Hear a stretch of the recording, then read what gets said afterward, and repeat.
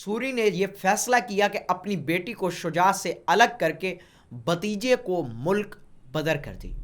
اس کے منہ سے نکلا زد مندیش، یعنی اس چیز سے مت ڈرو۔ اس کے بعد اس بستی کا نام زد مندیش پڑ گیا۔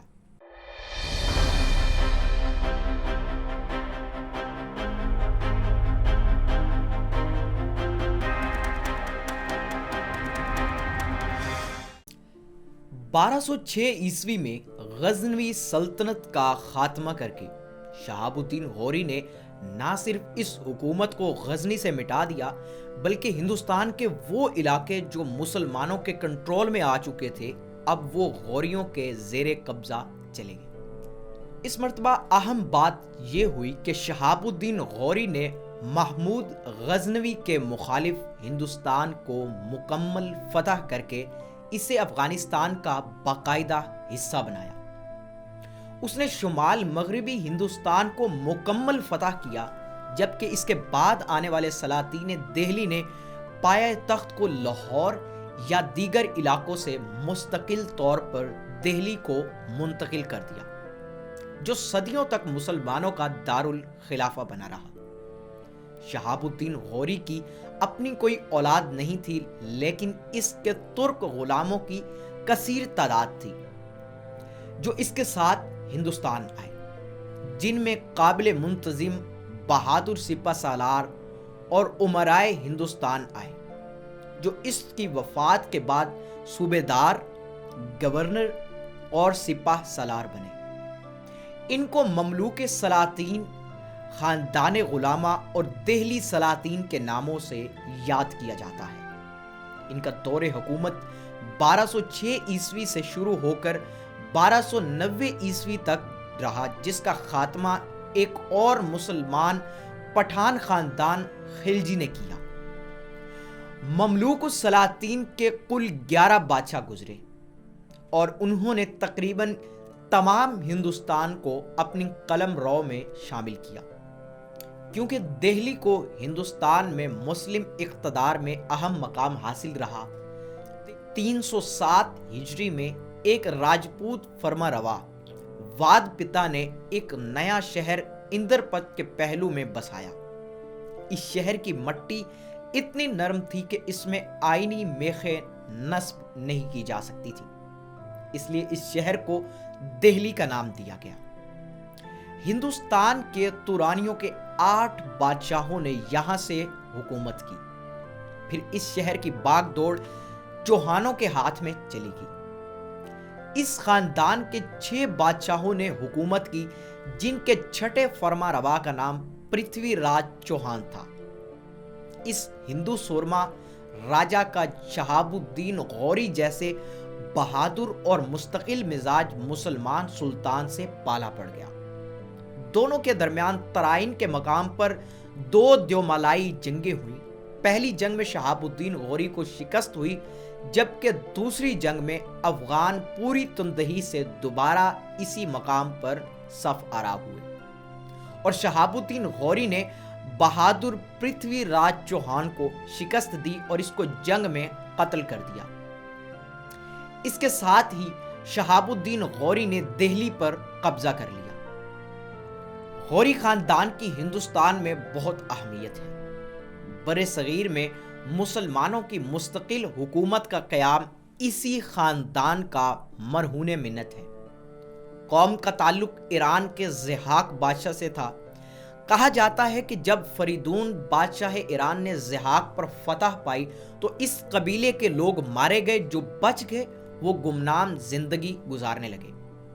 اس قوم کے 2 بھائی سام اور سوری فرار ہونے کے بجائے بادشاہ کے دربار میں حاضر ہو کر امان حاصل کرنے میں کامیاب ہو گئے اور بادشاہ کے کار مملکت میں ہاتھ بٹانے لگے۔ لیکن کچھ ہی عرصہ بعد دونوں بھائی ایک رات اپنے چند خیر خواہوں کے ساتھ نہاوند کی طرف بھاگ گئے۔ انہوں نے وہاں پہنچ کر اپنے محور و مرکز کو مضبوط کیا۔ سوری بڑا بھائی ہونے کی وجہ سے قبیلے کا سردار بنا، جبکہ سام کے حصے میں فوج آئی۔ دونوں بھائی ایک دوسرے کے ساتھ پیار و محبت کے ساتھ رہنے لگے اور مزید یگانگت پیدا کرنے کے لیے سوری کی بیٹی کی شادی سام کے فرزند شجاع سے کر دی گئی۔ کچھ ہی دنوں میں سام کا انتقال ہو گیا اور سوری اپنے بھتیجے شجاع کی طرح خاطرداری کرنے لگا، لیکن بعض شر پسند عناصر نے سوری کا دل اپنے بھتیجے سے کھٹا کر دیا۔ سوری نے یہ فیصلہ کیا کہ اپنی بیٹی کو شجاع سے الگ کر کے بھتیجے کو ملک بدر کر دی۔ سوری نے اپنے عزائم کا اظہار اپنی بیٹی سے کیا جو اپنے بچوں اور خامد کی وفادار تھی۔ اس نے اپنے شوہر کو بتا دیا۔ شوہر نے فوری کارروائی کرتے ہوئے 10 گھوڑے اور اونٹ ساتھ لیے اور اپنے اہل و عیال کے ساتھ غورستان کی طرف فرار ہو گیا۔ اس نے پہاڑوں کے درمیان ایک ایسی جگہ منتخب کی جہاں اس نے مستقل ڈیرے ڈال دیے۔ اس کے منہ سے نکلا زد مندیش، یعنی اس چیز سے مت ڈرو۔ اس کے بعد اس بستی کا نام زد مندیش پڑ گیا۔ شجاع نے اس علاقہ میں مضبوط قلعے بنائے اور کچھ عرصہ تک تو وہ ایرانیوں سے مقابلہ کرتا رہا، لیکن بعد ازاں اس نے فریدون کی اطاعت قبول کر لی، جس سے اس کو استحکام نصیب ہوا۔ اس کے پاس ان کے جد امجد ضحاک کی اولاد ملک کے چپے چپے سے جمع ہونے لگی۔ یوں غورستان کے علاقے زرمندیش میں ایک طاقت بن گئے۔ سلطان محمود غزنوی کے دور حکومت میں محمد بن سوری نامی سردار اس کا معاصر تھا، جو اس کی حکومت کو تسلیم نہیں کرتا تھا۔ محمد نے محمود کی حکومت سے سرکشی کی تو محمود نے اسے قید کر دیا، اس کے بیٹے ابو علی کو سردار بنا دیا۔ لیکن غوری کب آرام سے بیٹھنے والے تھے۔ انہوں نے سرداری محمد کے بھتیجے عباس بن شنسب بن محمد کو سپرد کر دی۔ وہ ظالم شخص تھا، اس لیے اللہ کی طرف سے غور میں قحط نازل ہوا اور 7 سال تک بارش نہ برسی اور لوگ بھوک و پیاس سے مرنے لگے۔ عباس بن محمد نے غزنوی حکمران ابراہیم کے خلاف سر اٹھایا تو ابراہیم نے اسے گرفتار کر کے نظر بند کر دیا۔ غوری خاندان میں اس زمانے میں محمد کا ایک بیٹا قطب الدین ہوا جو غوریوں کا جد امجد کہلایا۔ کہا جاتا ہے کہ قطب الدین نے اپنے دشمن کے خلاف برسر پیکار فتح کے قریب جا کر دشمن کا تیر اس کی آنکھ میں لگا اور وہ موقع پر ہی ہلاک ہو گیا۔ یوں غورستان کے مشہور قلعوں پر غزنویوں کا قبضہ ہو گیا۔ اس افراتفری میں اس کا بیٹا سام ہندوستان کی جانب جان بچا کر بھاگا۔ اس نے وہاں پہنچ کر تجارت شروع کر دی اور کچھ ہی عرصے بعد میں اس کو اپنا وطن یاد آنے لگا۔ اس نے اہل و عیال کے ساتھ واپس ہجرت کا فیصلہ کیا اور جانے کے لیے کشتی کا سفر منتخب کیا۔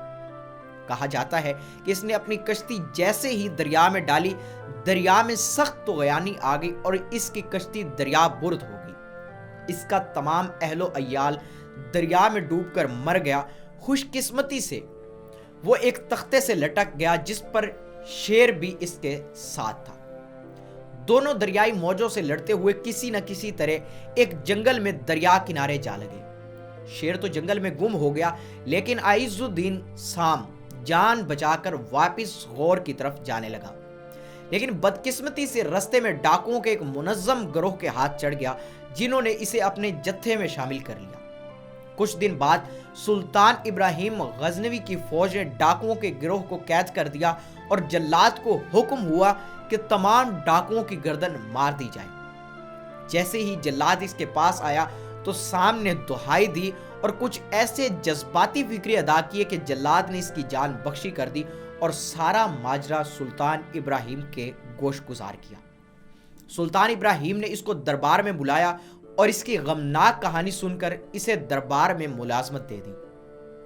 شاہ ابراہیم نے اپنے ایک عزیز کی بیٹی اس کے نکاح میں دے دی۔